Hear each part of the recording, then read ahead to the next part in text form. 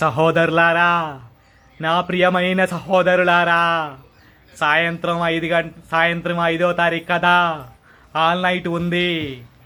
All నైట్కి రండి, కానీ వాక్యం వినకండి, నిద్రపోండి.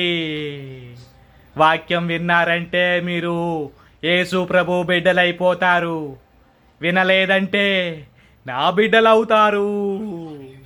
కాబట్టి మీరు ఆల్ నైట్కి రండి, వాక్యం వినకండి, కమ్మగా నిద్రపోండి.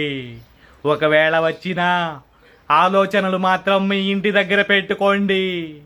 పిల్లలు ఎలా ఉన్నారు, బర్రెలు ఎలా ఉన్నాయి, ఇల్లు ఎలా ఉంది, ఇంటికి తాళం వేశానా లేదా, గ్యాసు వదిలిపెట్టానా ఏంటి, మా ఆయన ఏం చేస్తున్నాడు, సీరియల్ అయిపోయిందా, సినిమా వస్తుంది ఈరోజు, మంచి సినిమా అని ఆలోచించండి. అంతేకాని యేసు ప్రభు గురించి, మీ రక్షణ గురించి, బలలో చెయ్య వేసేదాని గురించి ఆలోచించకండి.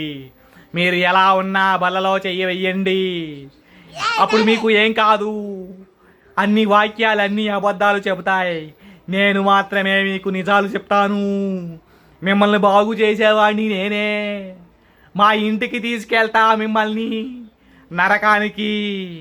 కాబట్టి ప్రియ సహోదరులారా, మీరందరూ నా మాట విని బాగుపడిపోండి. ఆల్ నైట్కి వీలైనంత త్వరగా ఎగ్గొట్టడానికే ప్రయత్నం చెయ్యండి. All night ఎగ్గొట్టేయండి.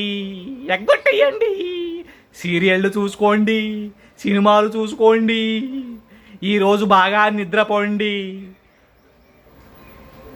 అర్థమైందా నా ప్రియ సహోదరులారా? ఆల్ నైట్కి ఆల్మోస్ట్ రాకండి, వచ్చినా వినకండి, రక్షణ పొందకండి. మనం ఒకటి, మనం స్నేహితులం. మీరు నా మాట మాత్రమే వినండి, పాస్టర్ మాట వినొద్దు, మీరు బాగుపడరు.